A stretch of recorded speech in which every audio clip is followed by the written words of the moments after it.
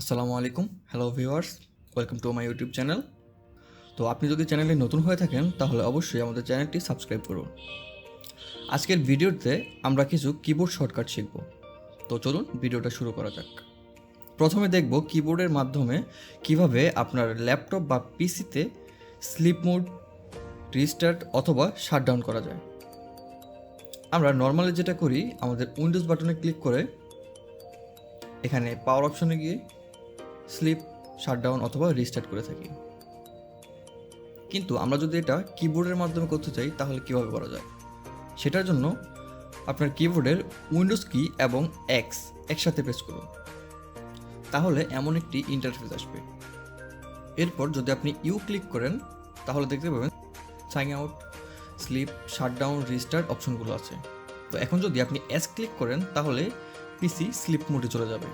যদি আর ক্লিক করেন তাহলে রিস্টার্ট এবং ইউ ক্লিক করলে শাটডাউন। তারপর আসি কিভাবে শর্টকাট ওয়েতে একটি ট্যাব থেকে আরেকটি ট্যাবে শিফট করা যায়। ধরুন আপনি এখানে অনেকগুলো ট্যাব একসাথে ওপেন করে রেখেছেন এবং আপনার কাজের প্রয়োজন অনুসারে আপনার একটা ট্যাব থেকে আরেকটা ট্যাবে শিফট হওয়া দরকার। তো যেটার জন্য আমরা কী করি, আমরা ট্যাবের আইকনে ক্লিক করি অথবা মিনিমাইজ অপশনে ক্লিক করে আমরা একটা ট্যাব থেকে আরেকটা ট্যাবে যাই। তো যদি আপনি শর্টকাটে করতে চান সেটার জন্য আপনাকে যেটা করতে হবে, অল্টার বাটনে ক্লিক করে রেখে ট্যাব বাটনে একবারে ক্লিক করলে দেখা যায় এখানে আমার সবগুলো ওপেন করা ট্যাব চলে এসেছে। তারপর আমি যদি আবার ট্যাব বাটনে ক্লিক করি তাহলে একটা থেকে আরেকটায় শিফট হওয়ার অপশন দেখতে পাবো। তো এভাবেই আমরা একটা ট্যাব থেকে আরেকটা ট্যাবে শিফট করতে পারি খুব সহজেই।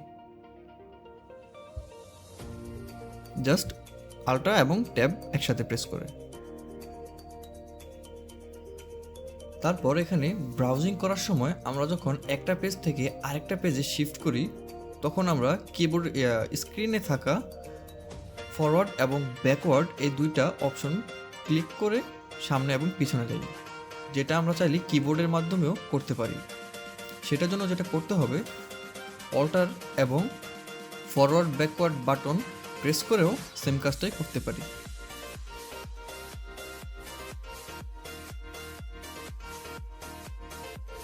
এবার আসি ডেস্কটপ রিফ্রেশ দেওয়া নিয়ে। নর্মালি আমরা যেটা করি, মাউসের রাইট ক্লিক করে রিফ্রেশ অপশনে ক্লিক করে রিফ্রেশ করি, যেটা শুধুমাত্র আমরা একটি কি প্রেস করেই করতে পারি। সেটা হচ্ছে আপনার কিবোর্ডের F5 বাটন।